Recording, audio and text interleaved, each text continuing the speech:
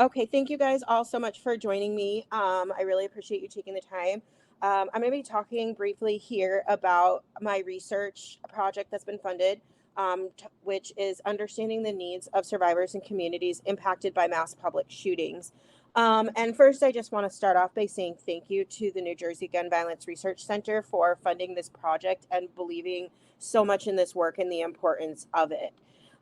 So to give you guys kind of a little bit of background into what led me to want to pursue this avenue of research, I have actually been working with survivors of mass shootings since 2014. I started working with a mother who had lost her daughter in Sandy Hook, and through my work researching mass shootings, I've met more and more survivors.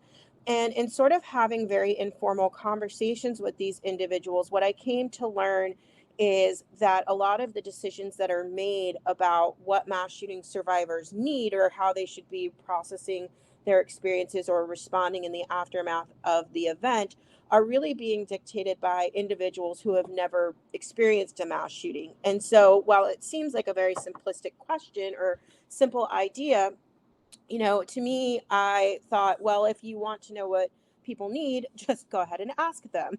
And so back in 2017, I actually started that.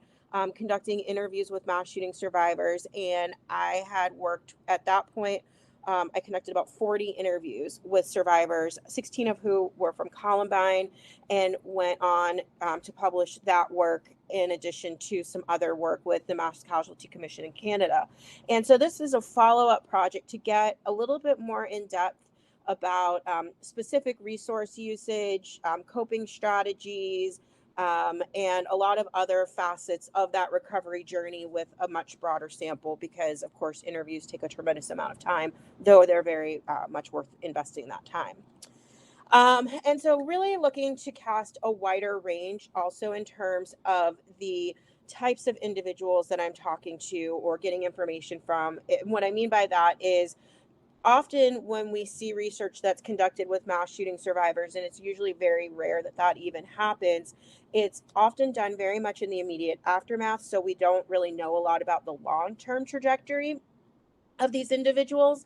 But most of the research has really concentrated on two communities, and that's Virginia Tech and Northern Illinois University. And so I really wanted to kind of be able to cast a much wider net in terms of the communities that have been impacted, but also the different, what I call layers of impact. We tend to see that a lot of the resource usage in these or resources that are made available after a mass shooting tend to be very concentrated on the individuals who lose loved ones in the shooting or individuals who are physically injured in the shooting. But we know that the footprint of these events is significantly larger, and there's a lot of other people who are impacted. So that can include people who are physically present but are not physically injured, people who respond to these, so first and second responders. We also know that there's a significant community level impact component when you have this happen to where you live, where you see traumatic stimuli like flashing lights and a lot of them, or you hear a lot of sirens. And so really wanted to cast a much wider range in terms of what we know about mass shooting survivors. So we, as I mentioned, are asking a lot of different questions. We're really interested in part about resource usage. So what types of therapies are they finding to be really helpful? What types of informal mechanisms? So if it's things like peer social support or, even drug use or alcohol use, we're trying to understand what people are gravitating towards to help them kind of get through this. We're asking questions about memorials and community events and things that people basically view as either facilitators to feeling supported after one of these tragedies occurs, or if they are finding things to be barriers to accessing support. So, are resources not made available to everybody, or are, only certain people allowed to take advantage of certain resources? And that particular line of inquiry stems from what I've learned about a program out of the Office for Victims of Crime, which is called the AEAP, which is the Anti-Terrorism and Emergency Assistance Program. And I learned about this from a couple of resiliency center directors. Resiliency centers are usually temporary centers that pop up in these communities after a mass shooting, and they provide a centralized location to seek out supports and resources. And what I learned is that the AEAP funding can only be used for certain people, not everybody who was impacted. And there's a really finite time limit on how long those resources can be made available to an affected community. So, trying to really understand how this all works together in this very complex environment of trying to support people after one of these very catastrophic events. So, to give just kind of an overview of the project, we received our funding decision in February. So, we're kind of at the front end of the project. And so, we are currently serving survivors of mass shootings from across the United States. Our primary method of data collection at this point is honestly word of mouth, because as you might imagine, accessing mass shooting survivors is incredibly difficult to identify them. People don't walk around with a name tag that says, "Hi, my name is this, and I survived this shooting." And so, really, in order to build rapport and to gain access to a very vulnerable population, we have to rely on word of mouth. So, we've worked with organizations like the Rebels Project, which is a peer support network that started after the Aurora shooting by Columbine survivors. We've worked with Survivors Empowered. We've reached out to resiliency centers and asked them to share our call for participants.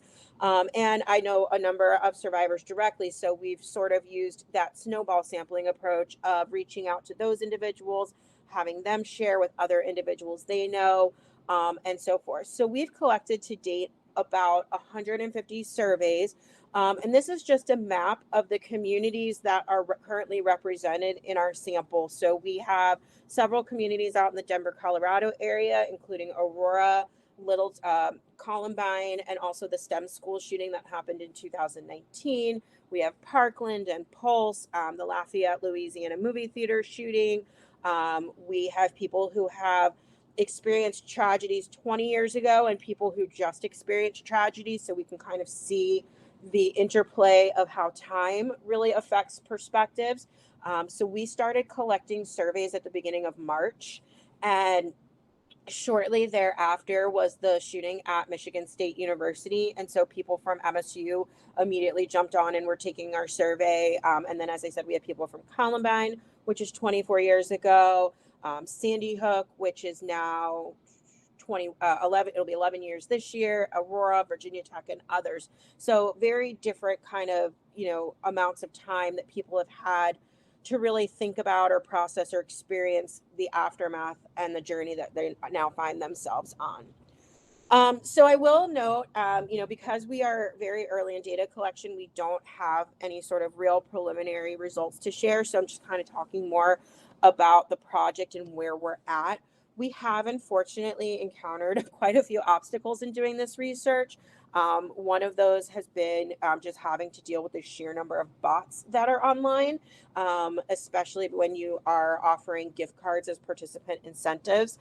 That has been really, really difficult to try and weed out. So I've had to step up our security for our website, make sure we have not published the link to the survey publicly. So anybody who wants to participate completes a form on our project website, which is supportingmassshootingsurvivors.com. If you are interested, you can learn all about the project on there.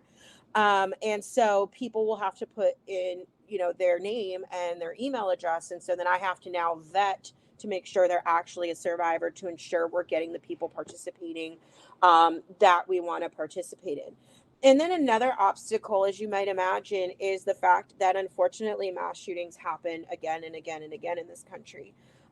They are very statistically rare events, but when you have cases that make the news and people find out about them, it kind of sends survivors a little bit back into their shells. And so it makes it very difficult to feel like it's appropriate to be recruiting for participants right in the aftermath of a shooting, because one thing, as I mentioned, that's really important is about building rapport. And I specifically, and I know that others share my perspective that are on this project, we really don't ever want to look like we're capitalizing on a tragedy. So it's a really fine balance of saying we want to help all of the people who are being impacted over and over and over again, but we don't want to take advantage of these happening.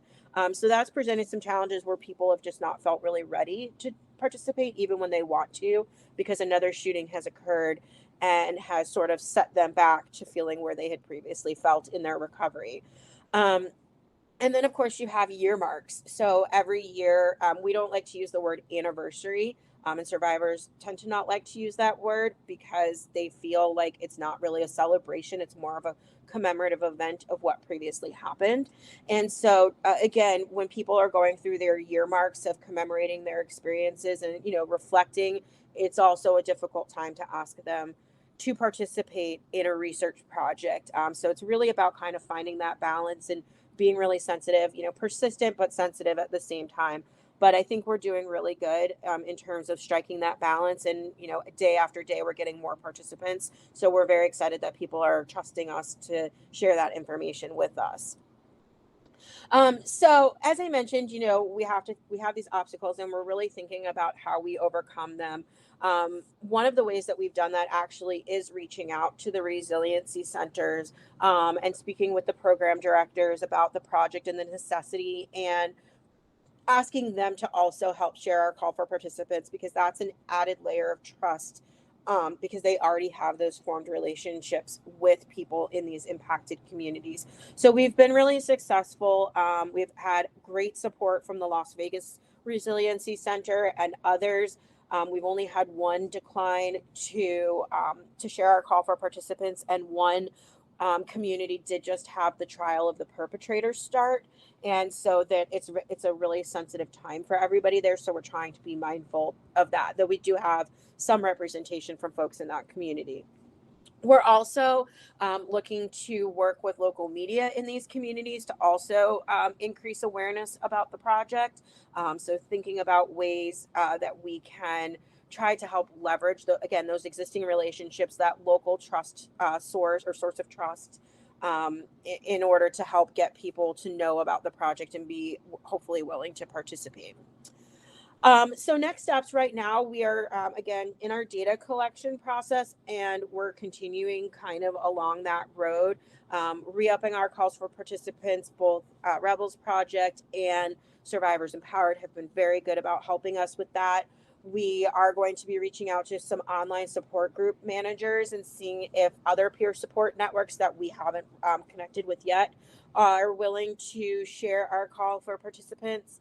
And kind of continuing just to work on that rapport building, really promoting the project, and then hopefully getting good results out of it. We've seen a lot of variation in the things that have come through so far in the responses, and so we're very excited in terms of what we're seeing come in. The broader goals of this project, to kind of wrap up, and then I'll open it up for questions in my last few minutes, is we really want to ensure that survivors' voices are heard in the process of deciding what types of supports are needed. And as I mentioned at the beginning, too often the decisions about how to support survivors are made without their input. And that can really lead to a disparity between what's being offered and what people need. When people experience mass shootings, it bumps them into what they call the new normal. And so you don't ever get back to what we think is normal. You have to learn to coexist in this new space where everything has changed for you. And so in order to make that, the easiest journey as possible, and to make sure they have as much supports as they can, we really want to ensure that their perspectives are included.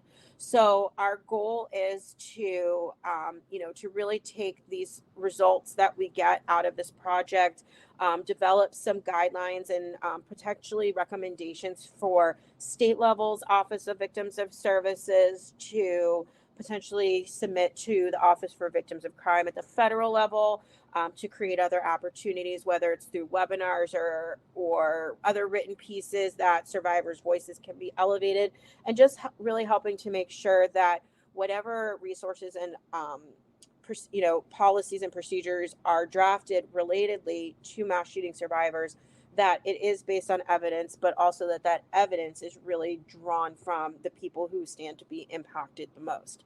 So if you are interested or have more questions about this project, here's my contact information. As I mentioned, you can go to www.supportingmassshootingsurvivors.com, and that has a lot of information about our project as well.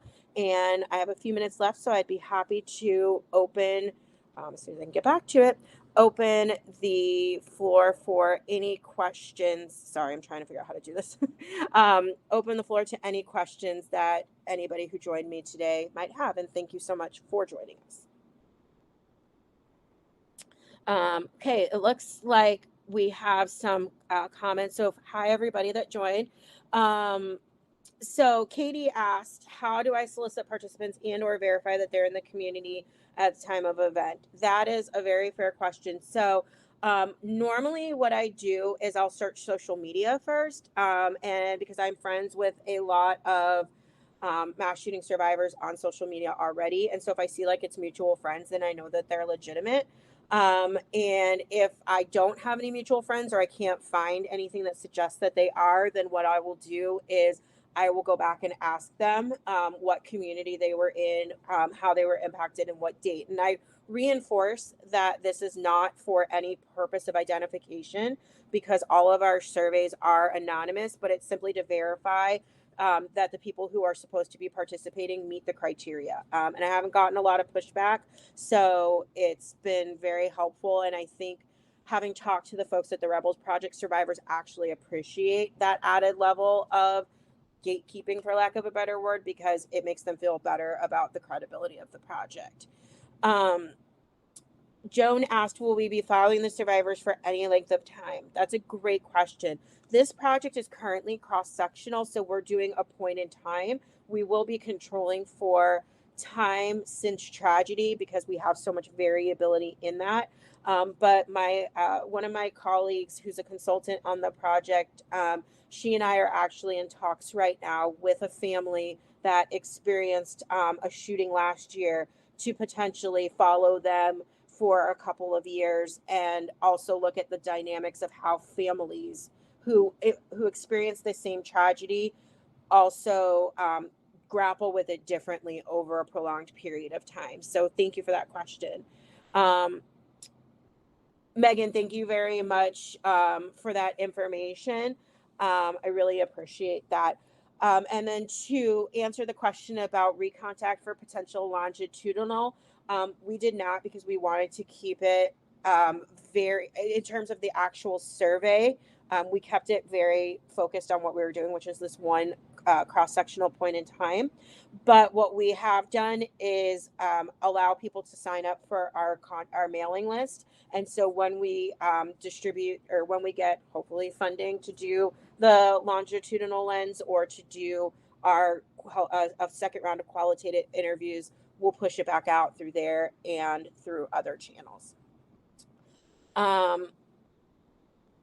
Nina is asking, do we have any info on gender differences?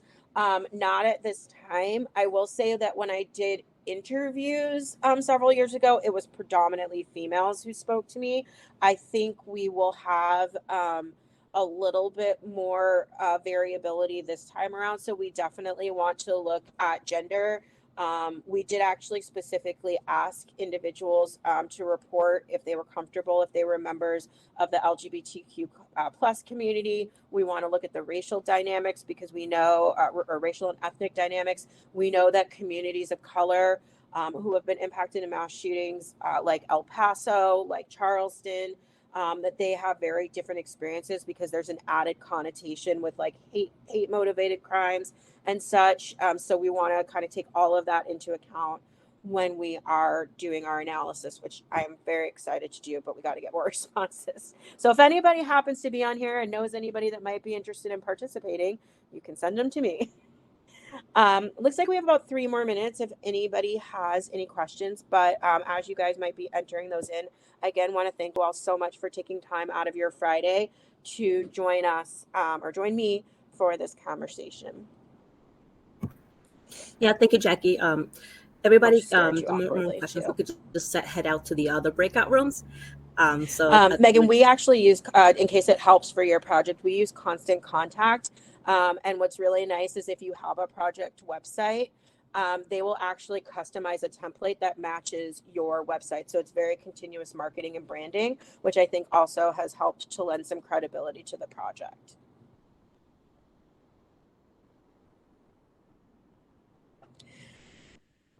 I think we're ready to wrap up. Angela, is that correct? Yes, please head out to the next breakout room. I can't hear anything.